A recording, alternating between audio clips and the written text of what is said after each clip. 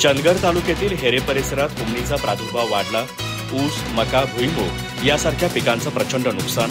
शेतकरी हताश। कृषी अधिकाऱ्यांकडून तातडीने मार्गदर्शनाची गरज। चंदगड तालुक्यातील हेरे परिसरात हुमणीचा प्रादुर्भाव दिवसेंदिवस वाढत असून पिकांचं मोठ्या प्रमाणात नुकसान होत आहे।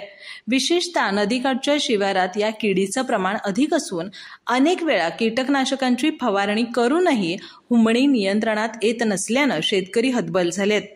परिस्थिती गंभीर होत चालल्यानं कृषी अधिकाऱ्यांकडून तातडीनं प्रबोधन आणि मार्गदर्शन होणं गरजेचं आहे।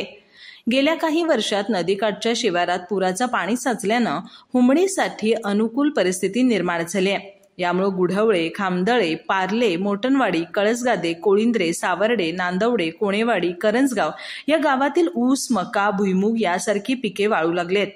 हुमणी अळी मुळांवर हल्ला करत असल्यानं उत्पादनात मोठी घट होण्याची भीती व्यक्त केली जाते। ऊस हे येथील प्रमुख पीक असून सध्या खोडवा ऊसाचं प्रचंड नुकसान झालंय। ही अळी जमिनीत खोलवर असल्यानं वरून औषध फवारणी करूनही फारसा परिणाम होत नाही। शेतकरी विविध उपाय करत असले तरी त्यांना अपेक्षित यश मिळत नसल्यानं शेतीतून माघार घेण्याची वेळ येते। पाणी साठवून फवारणी केली जात असून त्यामुळे जलसंपत्तीचाही अपव्यय होतोय। हुमणीच्या प्रजननावर नियंत्रण मिळवण्यासाठी प्रकाश सापळा हा उपाय प्रभावी ठरतो। हुमणीचे भोंगे पावसाळ्याच्या सुरुवातीस जमिनीतून बाहेर येतात आणि झाडांवर अंडी घालतात। रात्री झाडांजवळ लाईट लावल्यास हे भोंगे प्रकाशाकडे आकर्षित होतात। झाडाखाली विषारी पाणी असलेल्या पसरट भांड्यांमध्ये हे भोंगे पडतात आणि मरतात।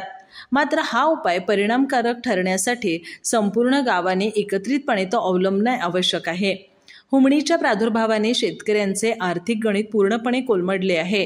येथील शेतकरी जेरीस आले असून आता आम्ही ऊस, मका, भुईमूग सारखी पिकं काढून टाकण्याचा विचार करत आहोत, असं मत हताश शेतकरी आप्पाजी गावडे यांनी व्यक्त केलंय। अधिक माहिती आणि ताज्या घडामोडींसाठी आजच आमचे चॅनल सबस्क्राइब करा।